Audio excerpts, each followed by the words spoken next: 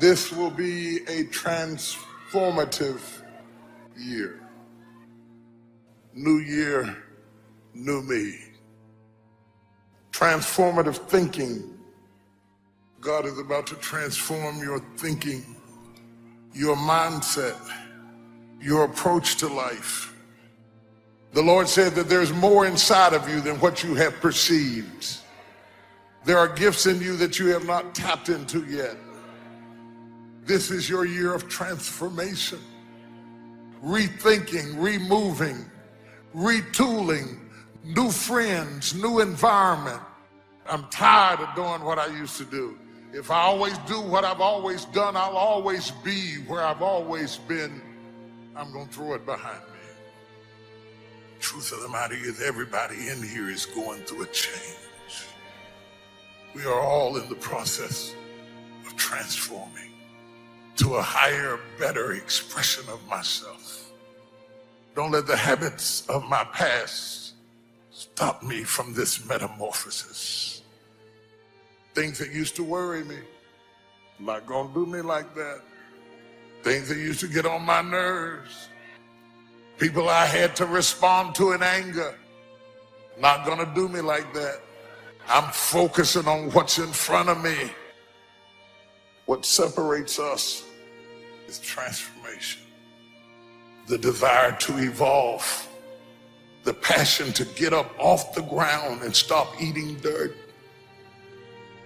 Your perception has everything to do with how this year is going to work. It is not what you perceive about me. It's what I perceive about me. If you can kill it in your head, you can kill it in your life.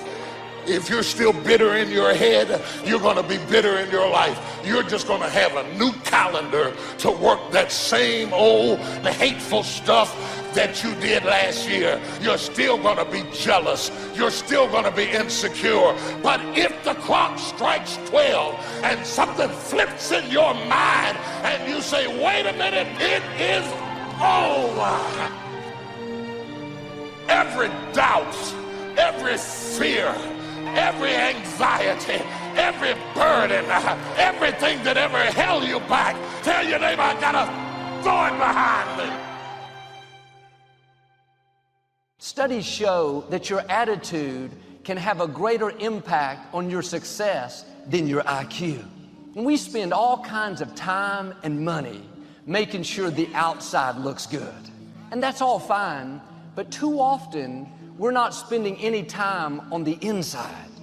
Nice clothes won't cover up a bad attitude. A pretty face won't hide being bitter on the inside.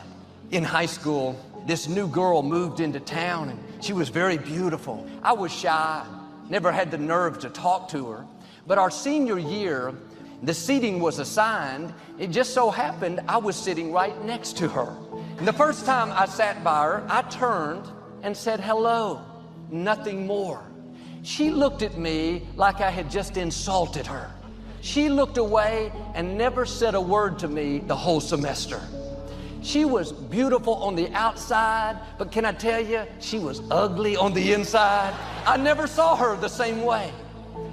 It's important to look good, to develop your skills, to get an education, but it's even more important to keep a good attitude. Colossians 3 in the Message translation says, dress in the wardrobe God picked out for you. Kindness, compassion, and humility. When you're kind, you draw people to you. Opportunity will come your way.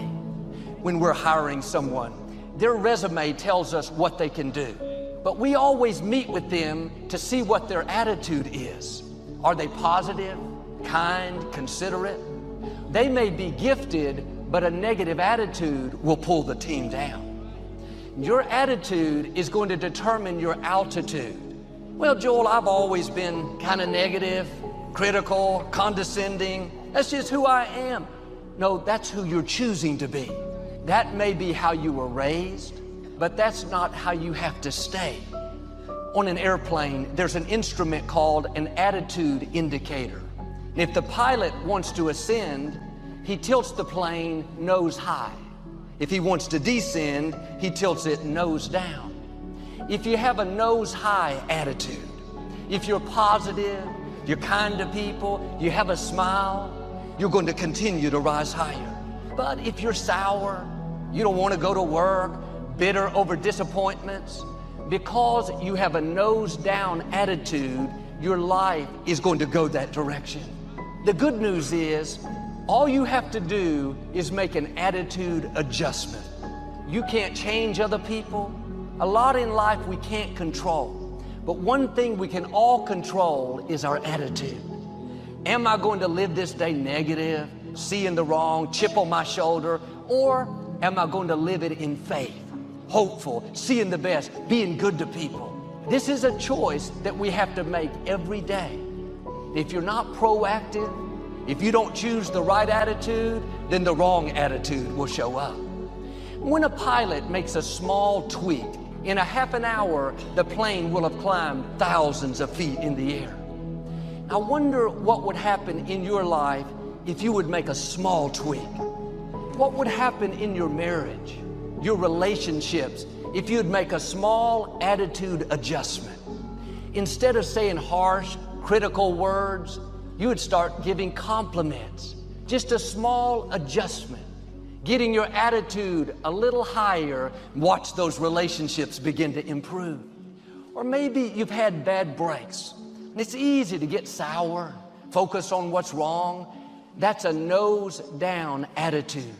Why don't you tilt it a little nose high? Yes, it was unfair, but I know God is my vindicator.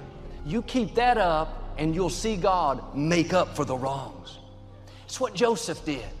He was betrayed by his family, falsely accused. It wasn't fair. But you never read where Joseph complained, where he slacked off.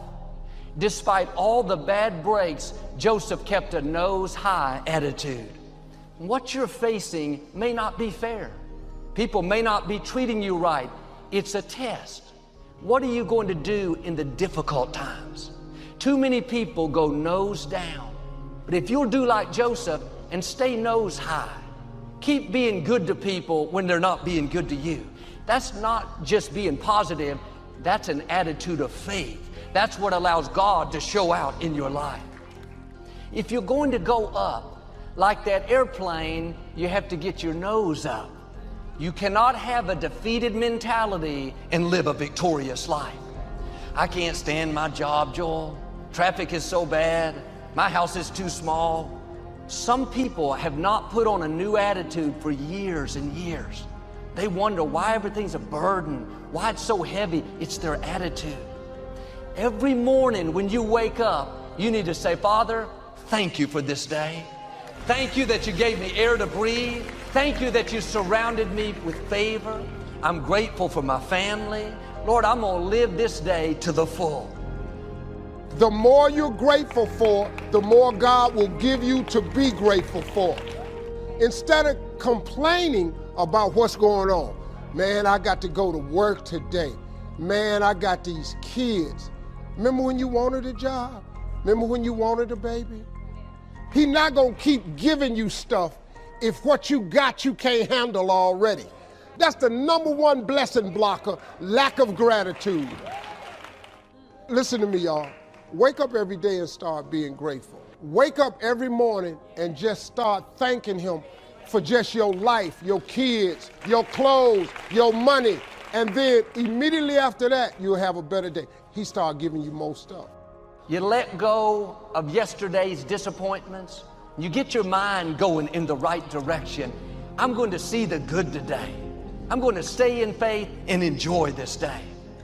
If you will get rid of the offense, the critical spirit, the negative attitude, you'll not only enjoy life more, but you'll see favor in greater ways. How high could you fly if you didn't have contaminants holding you back? It's time to find out. This day is a gift from God. It is filled with possibilities, new ideas, new friendships.